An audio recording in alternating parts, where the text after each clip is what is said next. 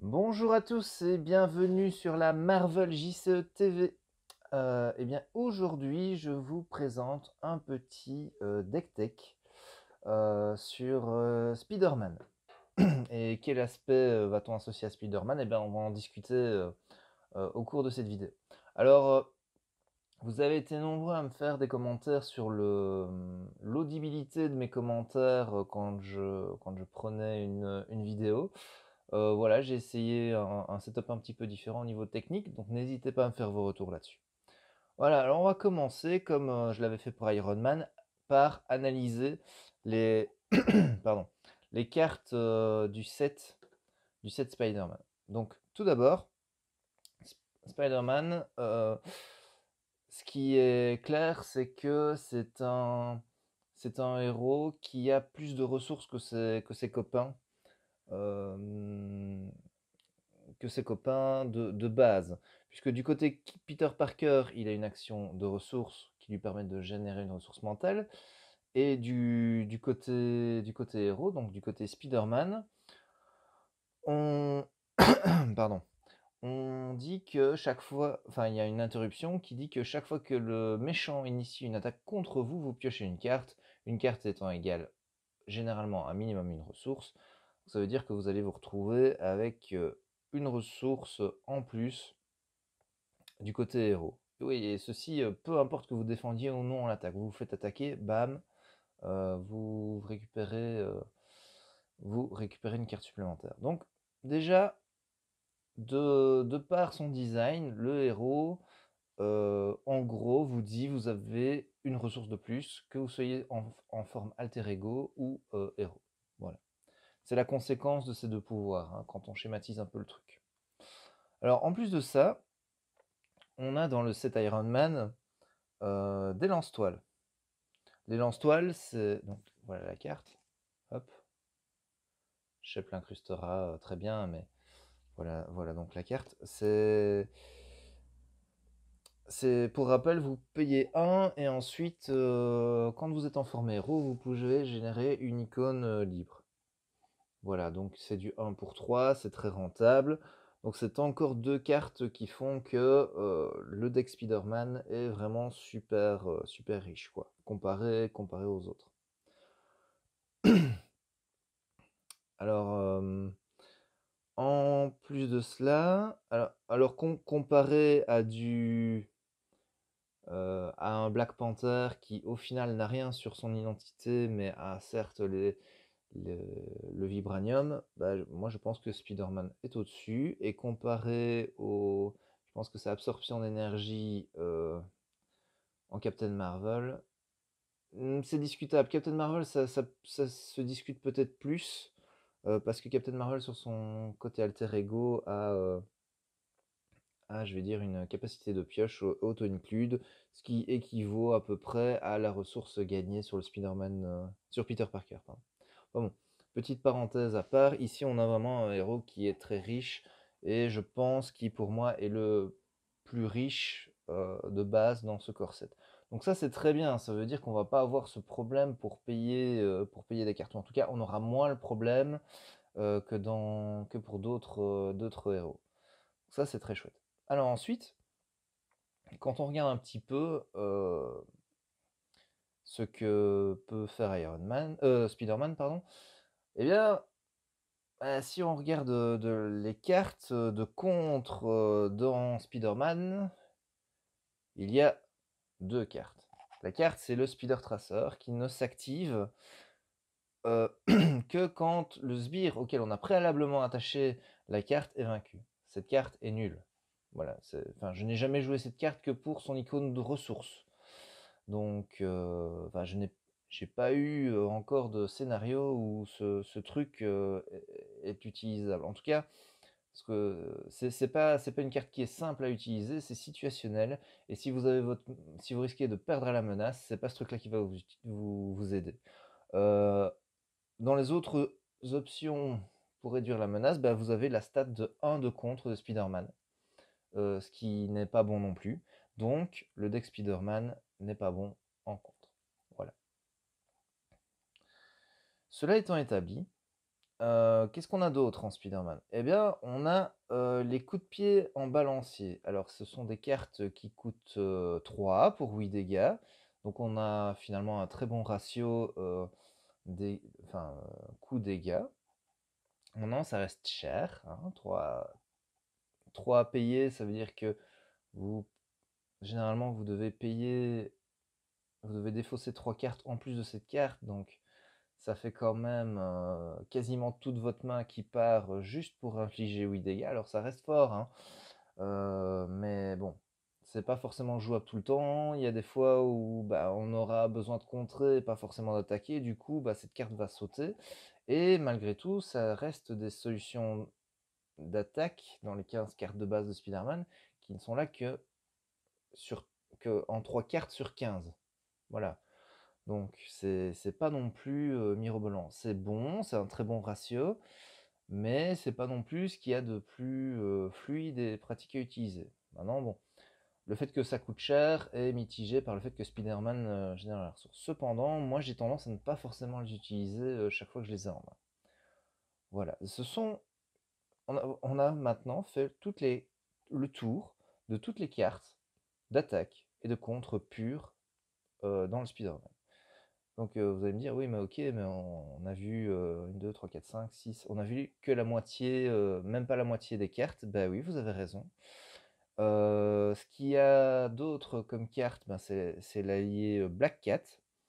Alors l'allié Black Cat, bon, c'est un allié qui a 2, pardon, qui a 2 de coups, qui a un de contre et un d'attaque, mais c'est un allié très spécial parce que, certes, il attaque à 1, mais il ne prend pas de dégâts consécutifs quand il attaque à 1. Ça veut dire qu'il peut rester sur table et infliger un dégât indéfiniment. Enfin, je veux dire à chaque tour. Donc c'est quand même super fort. Et bon, et il y a une petite, une petite synergie de Black Cat avec les ressources mentales, puisque quand on fait rentrer Black Cat et qu'on va défausser des cartes, et s'il y a des ressources mentales, on les piège. Donc, bon, s'il y a une bonne densité de cartes mentales dans le deck, ça peut être un petit plus, mais la caractéristique principale de ce Black Cat, c'est euh, ce dégât sans se prendre de dégâts consécutifs sur l'allié. Et ça, c'est très fort. Ça, c'est vraiment très fort.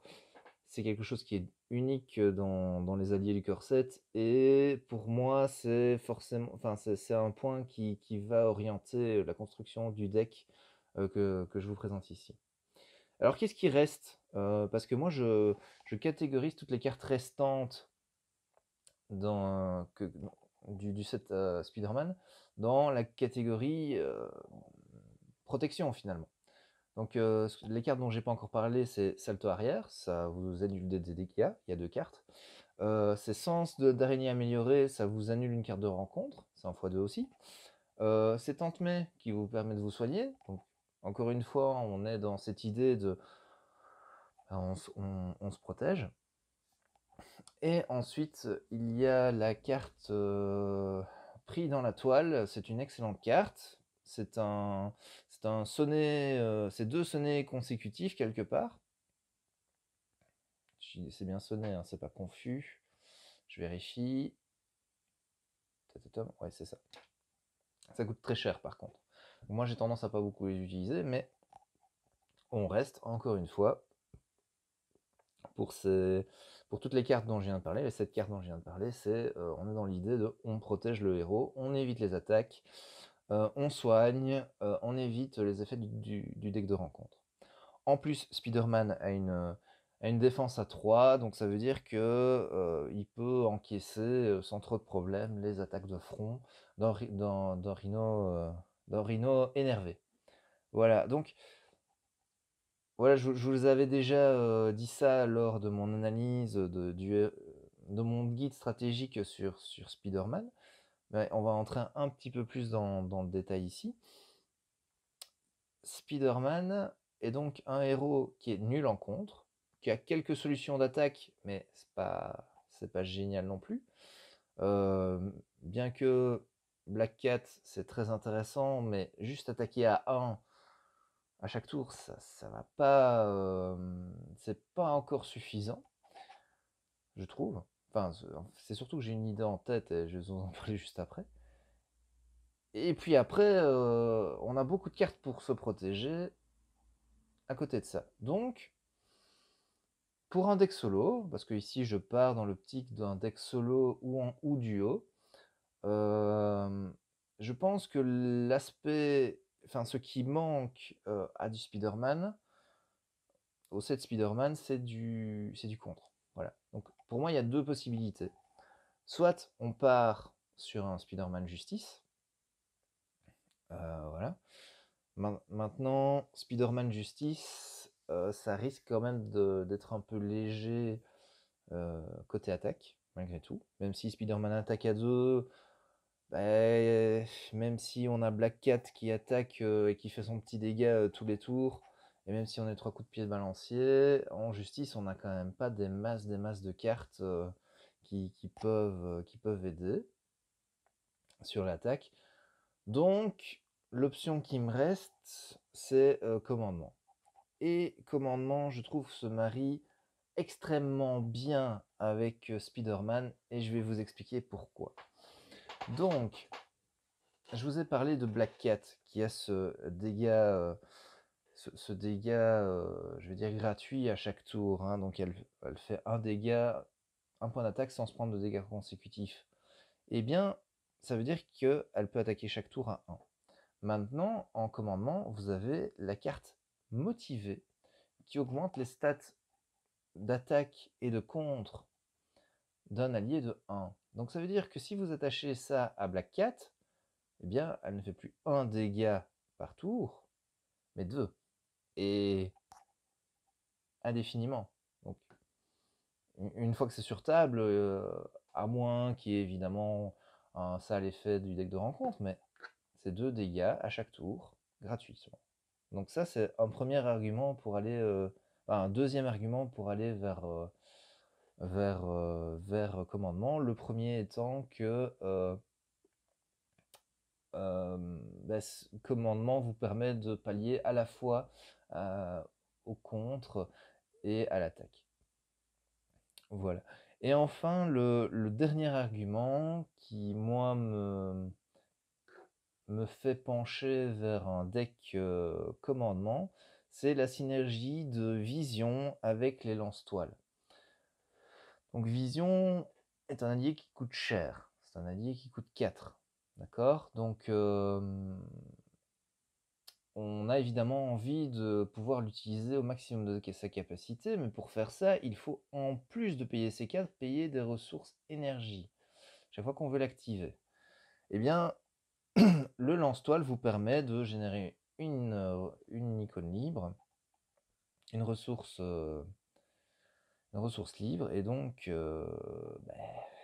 c'est parfait pour Vision, puisque vous pouvez, à la demande et sans défausser la moindre carte, générer la ressource dont vous avez besoin pour booster la stat de Vision dont vous avez besoin. Voilà. Et je ne vous parle même pas des très sales combos qu'on peut avoir en mettant un motivé sur Vision, en jouant commandé en première ligne, et puis en mettant se préparer, qui va redresser Vision, qui attaquera au final, si je me trompe pas, si on a le tout. Donc Vision, c'est 2 d'attaque. Si on l'active avec le lance-toile, ça fait 4. Avec un motivé, on est à 5. Avec commandé en première ligne, on est à 6. Ça fait 6 d'attaque. Si on le redresse avec se préparer, on arrive à 12 dégâts sur un tour, juste pour Vision. Voilà, donc, et je l'ai déjà fait ça. Donc c'est quand même très très sympa. Bon, donc comme vous le voyez, il y a quelques petites combos sympas qui me font tendre fortement vers le Spider-Man commandement. Voilà. Donc je vais ranger mes petites cartes Spider-Man. Voilà. Hop, hop, hop. Oui, parce que en soi, il n'y a pas de synergie vraiment à regarder avec autre chose que les lance-toiles et Black Cat. Voilà. En plus, en commandement, généralement, ce qui va se passer, c'est que vous allez avoir Spider-Man qui va défendre l'attaque du vilain, hein, il a 3 de défense, et il n'a pas besoin de faire autre chose en fait. Parce il va nullifier ce que le méchant va faire au final, et puis c'est les alliés qui vont travailler pour vous dans un deck Spider-Man Command. Donc, alors, qu'est-ce qu'on va faire? Évidemment, on va se prendre tous les alliés disponibles. Donc, les alliés disponibles, c'est Hawkeye, qui est une très bonne cible pour motiver également, vu qu'il a 3 points de vie. On a Maria Hill, qui est un des alliés les plus rentables du jeu. On a Vision, dont j'ai parlé. Oui, c'était également une très bonne cible pour motiver, vu qu'il a 3 points de vie. On a Nick Fury. Ah, Nick Fury, on est dans un deck riche, donc il n'y a vraiment aucun problème à le mettre pour moi. Voilà. Et on a Mockingbird qui est toujours excellent, 3 points de vie, donc très bonne cible aussi pour en motiver. Voilà. En plus, quand on entre en jeu, ça sonne l'ennemi, ce qui est vraiment très très bien. Donc ça me fait déjà 5 cartes qui rentrent dans mon deck avec certitude. Alors, pour moi, il faut essayer de... Oui, alors oui, passons tout de suite sur les cartes neutres énergie, génie et force, qui sont pour moi des auto-includes dans tous mes decks. Voilà. Bon, bah, vous pouvez estimer que ce n'est pas forcément utile pour moi, parce que ici on est dans un deck riche. Pour moi, il n'y a rien qui, pour l'instant, me fait douter de l'inclusion de ces cartes dans mes decks. Alors ensuite, on a le manoir des Avengers. Généralement, je le mets en x2. Voilà. Et je mets un héliporteur parce que plus de ressources donne plus d'options. Et voilà, c'est juste pour être un peu plus à l'aise. Donc au final, ici, 1, 2, 3, 4, 5, 6. Je suis à 11 cartes déjà. Alors, je vous en ai beaucoup parlé, et c'est évident que je vais le rentrer dans mon deck, c'est motivé. Motivé, pour moi, dans ce deck-là, où j'ai 5 alliés, donc 4 à 3 points de vie, motivé rentre en x3. Voilà, parce que ça permet vraiment de donner enfin de tirer encore plus parti de ses alliés, et bah, c'est vraiment très utile. Voilà. Sans compter que si vous jouez en multijoueur, bah, vous pouvez le mettre sur les alliés des copains. Généralement, je ne mets ça que sur des alliés qui ont au moins 3 points de vie. Alors, dans la même logique on va utiliser ces alliés au maximum, je mets les 3 premiers soins. Pourquoi je mets les 3 premiers soins? Bah, parce que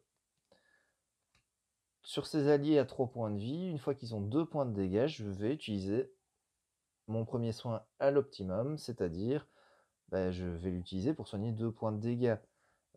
Si vous n'aviez que des alliés avec 2 points de vie, bah, vous serez obligé de les soigner dès qu'ils ont un dégât, et donc il y a une sous-utilisation de premier soin. Premier soin, c'est une carte qui ne coûte pas cher, qui est très utile pour soigner mes alliés auxquels j'ai déjà attaché motivé. Donc il n'y a vraiment aucune raison de ne pas le mettre. En plus, ça peut être utilisé en solution de secours. Si jamais, je vois pas très bien pourquoi, mais Spider-Man devrait avoir un problème de point de vie. Voilà. Alors, ça nous fait combien tout ça? Je vais regrouper mes cartes en pack de 5 hein, pour que ce soit plus facile. Donc, j'en suis à 17 cartes pour l'instant. Ok. J'en suis à 17 cartes et je veux arriver à 25 pour avoir un pack de 40 cartes au total, hein, puisque 15 cartes d'identité plus 25 de deck, enfin de 25 cartes neutres ou commandement. Ça me fera mes 40 cartes. Alors, Bon. Le Triskelion, pour moi, n'est pas utile pour l'instant. Donc le Triskelion permet juste de mettre la limite d'alliés à plus de 1. Généralement, je garde peut-être 1, 2 alliés en jeu, mais je cycle très vite le 3e. Donc le Triskelion, pour moi, c'est une carte que je mets de côté. Voilà. Alors.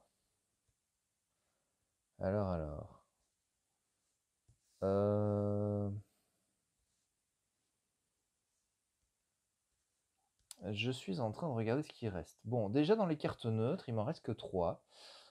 Il y a Urgence, il y a Persévérance et il y a Haymaker. Pour moi, Urgence et Persévérance, ce sont des caltables. Voilà. Alors oui, vous allez me dire, si vous piochez une manigance, enfin, je ne sais plus, mais la carte qui fait manigancer le vilain alors que vous êtes en mode héros et que c'est pas prévu, bah Urgence peut vous sauver la mise. Oui, c'est vrai. C'est vrai, et c'est vrai que j'ai perdu ma dernière partie comme ça d'ailleurs. Mais c'est tellement... J'ai vraiment du mal avec cette carte. Et je sais qu'il y a des cartes bien meilleures qui vont arriver, donc Urgence, je ne prends... Je suis désolé, mais je ne l'inclus pas dans mon deck. Voilà. Ensuite, Persévérance, c'est beaucoup trop cher pour ce que ça fait, même si on est dans un Spider-Man. J'ai absolument pas envie de payer 3 ressources pour redresser mon héros. Donc les deux, du coup de la carte, plus l'activation qui coûte encore une ressource physique. Reste Haymaker. Haymaker, j'ai toujours considéré que c'était une bonne carte. Donc Haymaker, j'ai envie de dire que pour l'instant, on va se dire, on va les mettre dans ma zone. Ouais, je mets une option dessus, mais c'est pas sûr qu'elle rentre. Ça ferait 20 cartes. Ça ferait 20 cartes.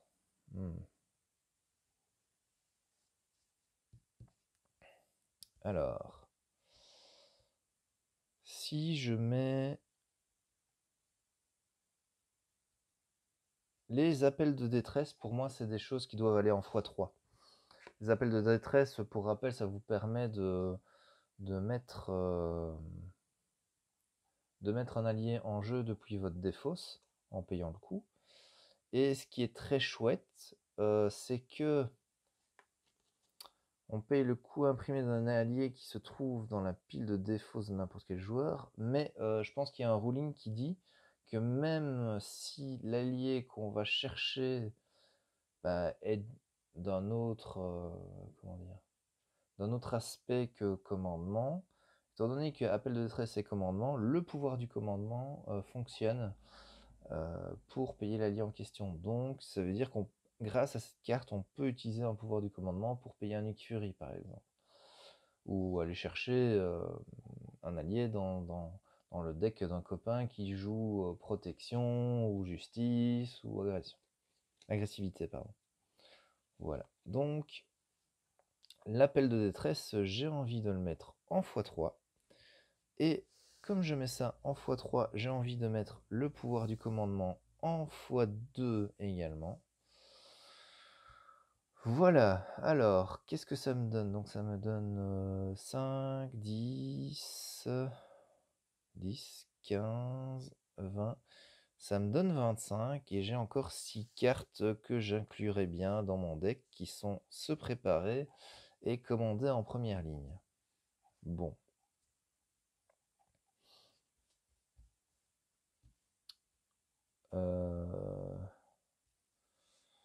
Ah.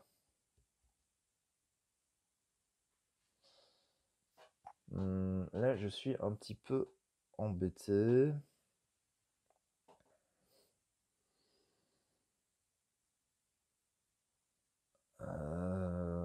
Vous savez, ce qu'on va faire, c'est que on va enlever 2 Haymakers et mettre un commandé en première ligne et mettre un se préparer. Voilà, comme ça, il y a un petit peu de variété. On est un petit peu plus je vais dire flexible. Et donc, ouais. Alors, ceci dit, c'est clairement de la préférence, hein. On pourrait aussi se dire, par exemple, qu'on enlève complètement Maker et un appel de détresse. Et du coup, on mettrait commander en première ligne pardon, en x2 et se préparer en x2. Oh, je vais peut-être se partir là-dessus, tiens. Ouais, voilà. Non, vous savez quoi? Tant pis, je vais faire 41 cartes. Je vais laisser les 3 appels de détresse. Je vais enlever tous mes makers. Je vais mettre commander en première ligne en x2 et se préparer en x2. Voilà. Et du coup, j'ai un deck 41 cartes. Simplement parce que je n'avais pas envie de couper mon troisième appel de détresse. En plus, c'était une icône mentale, donc il y a une synergie avec Black Cat. Hein, on a quand même une bonne proportion d'icônes mentales. Ici, je vais compter sur mes cartes. Donc, sur mes 25 cartes que je rajoute, on a 1, 2, 3, 4, 5, 6, 7, 8, 9, 10, 11. On a 11 cartes sur 25 qui sont des cartes avec une icône mentale. Et dans le set Spider-Man, 12, 13, 14, 15, 16. Ça nous fait 16 cartes sur 41 du coup, donc un tiers où il y a des ressources mentales. De toute façon, je peux difficilement faire mieux. Parce que toutes les cartes que j'ai mis de côté n'ont pas d'icône mentale. La seule chose que je pourrais faire, c'est monter à 17 en mettant un manoir des Avengers supplémentaire et remplacer Lily Porter que j'ai mis par un manoir des Avengers. Voilà, ça me montrait à 17 au lieu de 16, mais bon, c'est pas... comment dire... Je ne compte pas sur l'effet de Black Cat, en fait. Si ça peut me faire piocher 2 cartes, lorsqu'elle rentre en jeu, tant mieux. Maintenant, je peux pas avoir un ratio beaucoup plus haut. Tous mes choix de cartes dans le deck ici ont été faits, je veux dire, sans tenir compte de ça. Donc, c'est très bien. Enfin, c'est d'autant mieux, je veux dire, que le choix de ces cartes puisse avoir cet effet d'entrée de jeu avec Black Cat. Mais voilà. Donc, alors, on va réorganiser un petit peu tout ça pour vous donner une vue sur le deck. Donc, en termes de cartes de ressources, on a évidemment Force, Génie, Énergie et les 2 pouvoirs du commandement. En termes d'alliés, bah, oui, je ne vous présente évidemment que les cartes qui ne sont pas incluses dans cette Spider-Man. En termes d'alliés, on a tous les alliés possibles, c'est-à-dire Hawkeye, Maria Hill, Vision, Nick Fury, Mockingbird. En termes de soutien, on a juste 2 manoirs des Avengers et un héliporteur. En amélioration, j'ai juste motivé en x3, parce que pour moi c'est très important d'avoir motivé en x3. En termes d'événements, j'appelle de détresse en x3, premier soin en x3, commander en première ligne en x2 et se préparer en x2. Voilà. Voilà. Donc, avec ceci, j'ai un très bon complément en contre par Maria Hill, Nick Fury et Vision de mon deck Spider-Man. J'ai aussi une bonne augmentation de mon attaque avec Vision, Nick Fury, et puis le motivé que je peux mettre sur Black Cat, et évidemment sur tous les alliés qui ont 3 points de vie. Hein. Donc ça permet vraiment de se booster à ce niveau-là. Je n'ai pas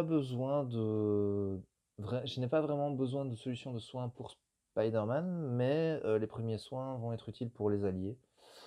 Donc voilà, je pense qu'on a un deck qui répond un peu à tous les compartiments de jeu. En plus de cela, c'est un deck qui a du cancel gratuit sans contrepartie, ce qui est quand même très fort, parce que si on regarde les autres cancels en protection, bah, il y a toujours une contrepartie donc si c'est mets-toi derrière moi, je pense qu'on se prend une attaque, ou si on utilise Black Widow, bah, on doit dépenser une ressource mentale pour changer la carte. Donc c'est même pas un vrai cancel, c'est juste un remplacement de cancel. Voilà, j'en ai terminé avec ce petit deck Spider-Man. J'espère que vous avez apprécié la vidéo. N'hésitez pas à donner vos retours sur le contenu au niveau du jeu, sur la prise de son qui a changé par rapport à d'habitude. Et voilà. N'hésitez pas à mettre des petits pouces levés si vous avez aimé, à vous abonner si ce n'est pas déjà le cas. Et je vous dis à très vite. Salut!